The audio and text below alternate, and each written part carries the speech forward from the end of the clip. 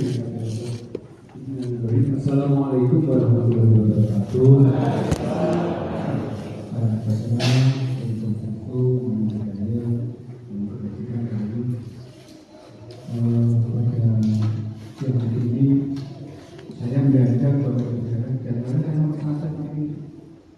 Izin ke kepala sekolah tadi ada tugas lain yang menuju dan ketiga yang diizinkan oleh kepala sekolah. Izin Pak senior saya di paling ini Pak Anda. Ya. Dari portofolio sebenarnya kelihatan kalau saya itu bukan orang pendidikan begitu. Sarjananya teknik dan lain-lain. Tapi saya setahun ini harus belajar dipaksa untuk belajar tentang pendidikan. Ya saya sedikit demi sedikit belajar tentang bagaimana itu berita apa sih? Yang paling gampang menurut saya itu santas. Apa namanya nyambung gitu ya Bapak itu yang di jajaran kita kalau ketemu santas nyambung gitu. Tapi yang kedua kita kalau belajar nanti nyambung. Karena saya dulu mantan dapat tinggi yang pekerjaan dari Indonesia. Ya, alhamdulillah pada bagian ini kami mewakili bidang pendidikan. Kami juga tahu terkait dengan perpustakaan. Judulnya ada perpustakaan sekolah itu sebagai rumahnya literasi, membaca ataupun pengayaan ya. Ini kami sampaikan dalam seminar atau ekspos dari pendataan.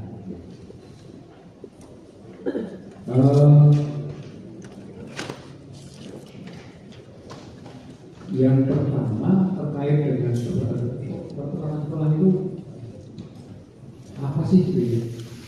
Pertukaran sekolah itu adalah memiliki peran yang penting dalam bentuk gratifikasi pasti. Jadi sebenarnya kalau kita boleh cerita dinas keputaran itu sebenarnya bagian dari dinas pendidikan. Ini hanya bagian dari dinas pendidikan itu. Sekarang punya anak dua, dari yang pertama yang pemuda olahraga sudah mandiri, perpustakaan dan ada juga mandiri. Perpustakaan itu kan bagian dari pengayaan yang terjadi. Ini adalah bagian dari pendidikan. Tapi karena urusannya sudah makin besar, yang juga makin luas, sehingga diperlukan eselonisasi menjadi eselon 2. Kemudian perasaan adalah harapannya adalah mampu untuk mengawal generasi dari rendahnya kemampuan literasi. Jadi kita lihat literasi kita di level berapa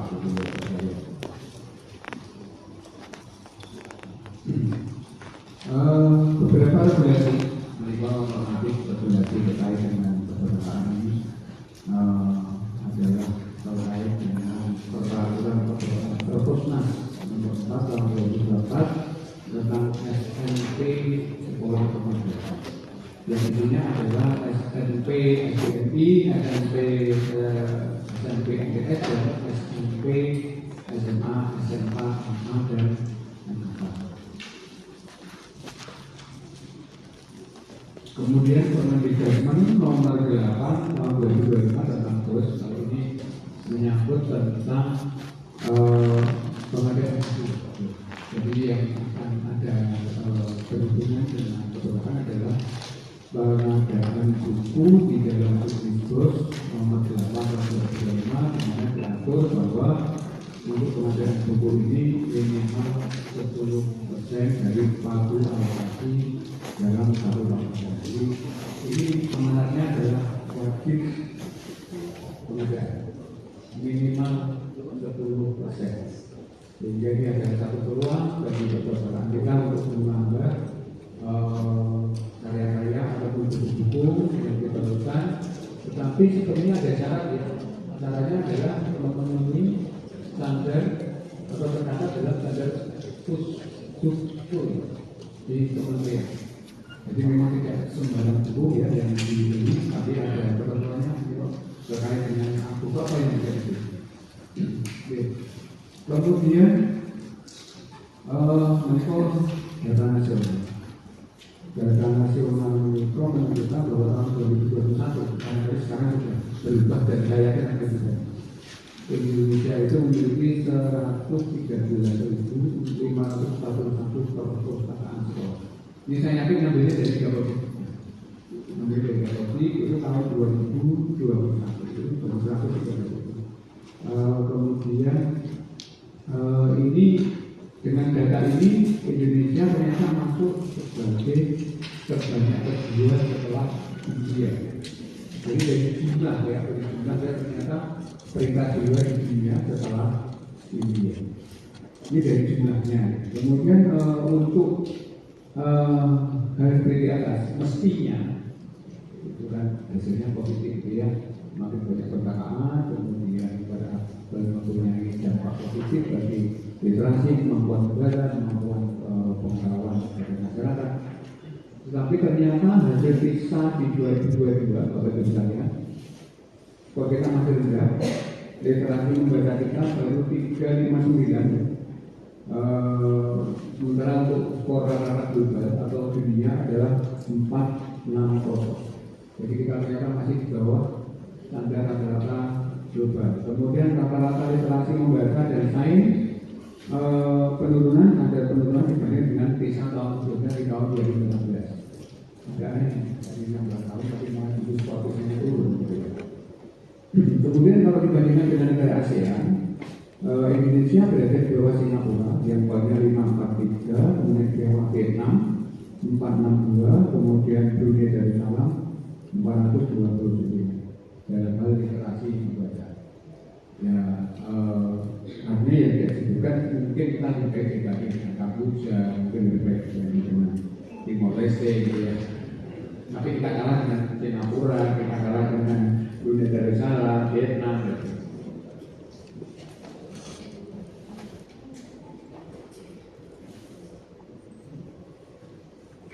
Berikut kami sampaikan data perpustakaan di Gunung Kidul seluruh jenjang. Cut off-nya adalah 30 September 2025. Ini bulan kemarin. Ini saya ambil dari jauh ini. Yang TK SD dan SMP kebanyakan mereka ada untuk ini tidak boleh itu muncul kondisi. Untuk TK negeri dan swasta itu totalnya dari 35, yang rusak ringan 10, yang rusak sedang 5, yang baik 35, yang rusak ringan 10, yang rusak sedang 10, yang rusak berat 3, totalnya dari 58. Sementara TK awal kita ada 1.200. TK negerinya ada 16, tetapi untuk TK yang swasta dan bantuan ada 1.200. Untuk SD, ya, SD negeri dan swasta, ya, untuk yang kondisi baik ada 139. Untuk rusak ringan 134, rusak sedang 136 dan rusak berat 13. Totalnya 440. SD kita ada 464. Itu artinya ada SD yang belum punya perpustakaan. Dari angka itu bisa disebut bahwa ada SD yang belum punya perpustakaan. Kemudian dari SMP ini ada untuk yang swasta totalnya dari 54 untuk yang baik, kemudian yang saingan 17, yang sedang 28, yang rusak berat 7, totalnya 100. SMP kita 108. Jadi ada potensi bahwa juga ada SMP yang belum punya perpustakaan. Juga dari data per cut-off 30 September 2025. Kemudian berikut data teknisnya. Kalau tadi adalah data startupnya, ini adalah data juga. Cut-off-nya 7 Oktober. Jadi ini minggu kemarin atau 2 minggu yang lalu. 22 Oktober ini untuk jenjang TK itu yang saya beri tagging kuning itu katakan itu ternyata baru bisa lihat. Jadi jabatan yang ada di pesawat itu ada 3. Jadi artinya yang lain itu dilakukan dikelola oleh bukan pustakawan. Jadi ini satu kabupaten kalau bisa. Jam 3 itu SMP-nya semua ada di SMP. Jenjang SD tidak ada, jenjang TK tidak ada, jadi tidak di SMP. Artinya seluruh perpustakaan SD itu belum dikelola oleh seorang pustakawan atau seseorang yang mempunyai jabatan pustakawan. Tapi yang jelas sampai tulisan tetap bisa ya, artinya ini kan sebagai sebuah catatan kita bersama bahwa ternyata di jabatan ini memang masih sangat kurang. Kemudian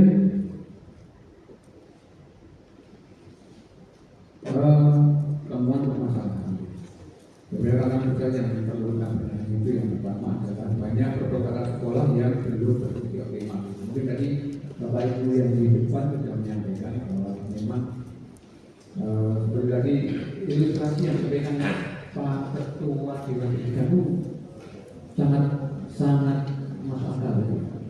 Kita itu literasinya tuh sering yang literasi itu HP dan kontennya juga tidak tahu. Artinya tadi Bang itu pakai HP. Kalau misalnya dia itu bahkan ini tidak pernah mati, karena kalau mati nanti pendidikan satu atau itu bingung.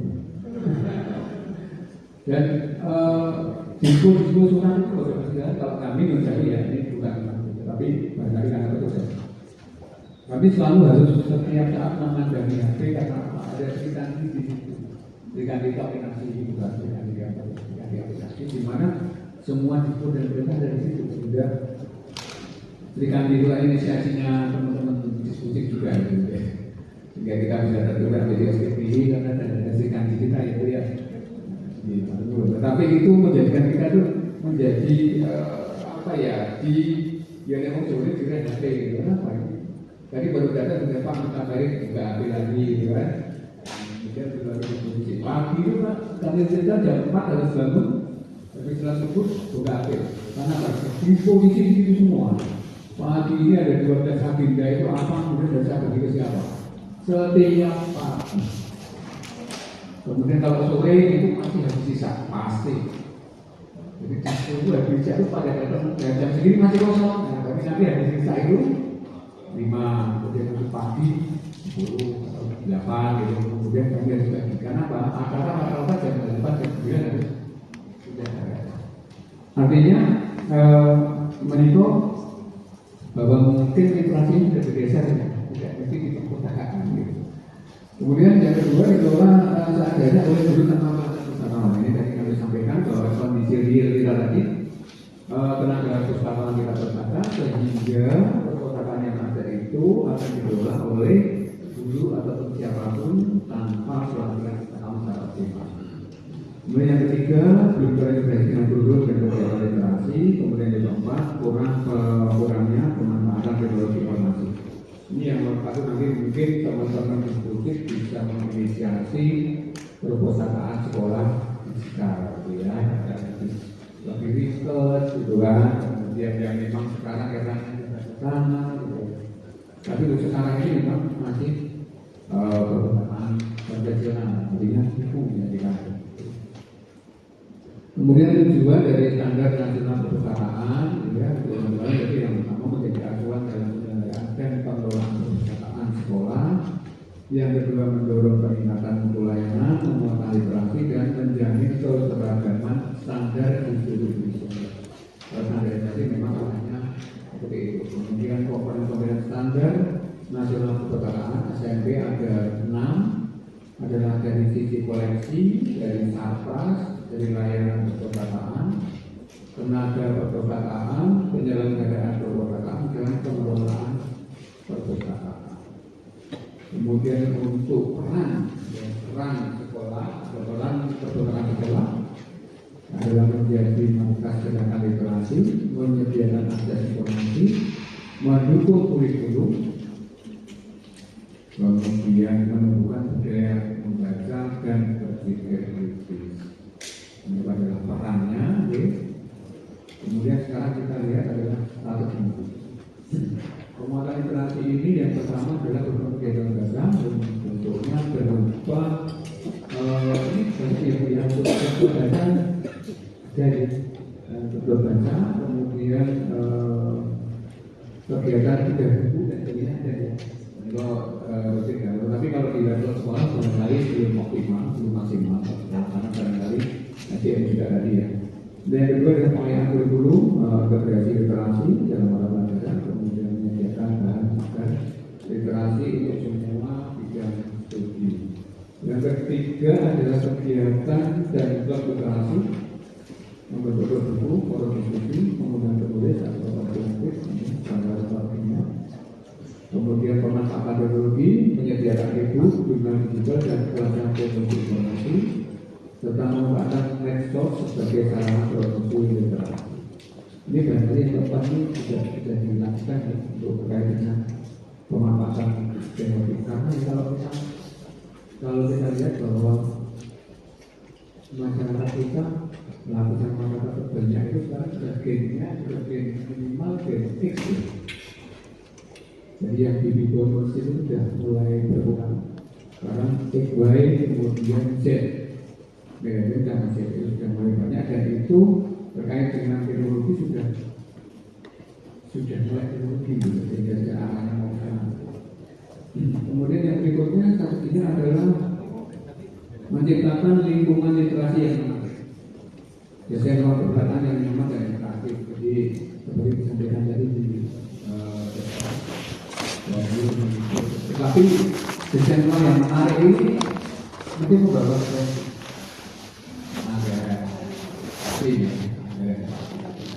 ya ini maunya itu juga bagus, pakainya juga bagus, musuhnya bagus, kemudian backdrop tapi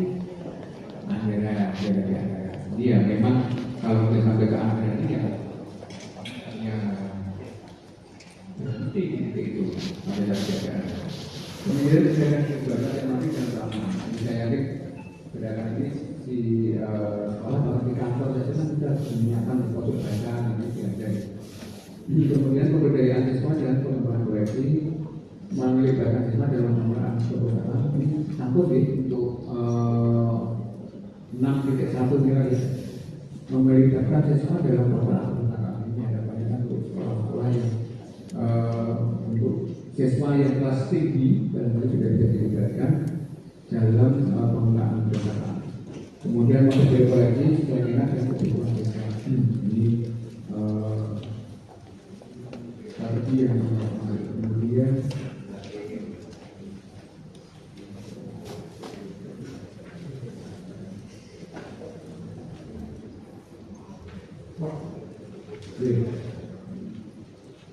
dalam kesimpulan saja Bapak Ibu sekalian.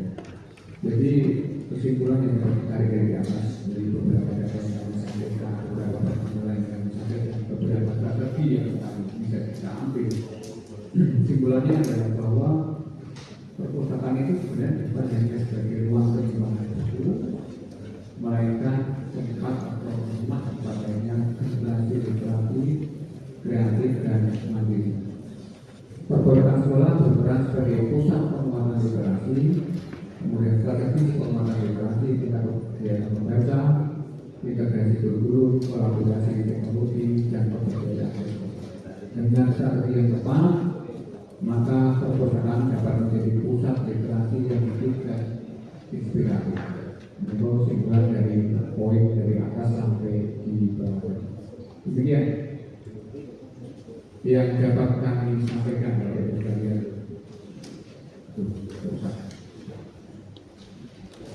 Oke kan saya. Kalau teman-teman yang dari SD dan Panama sudah hafal dengan fotonya Pak Seksi juga hafal. Ya, jadi saya itu orang sensitif, tapi kalau dari saya tidak tahu. Jadi kalau bacanya beda dengan Bapak Ibu kami ya, Ibu kami bukan dari mengajar. Itu dari ahli. Saya jadi sipil Pak. Tidak tidak. Demikian Bapak Ibu sekalian dapat saya sampaikan dan bermanfaat bagi kita semuanya. Assalamualaikum warahmatullahi wabarakatuh.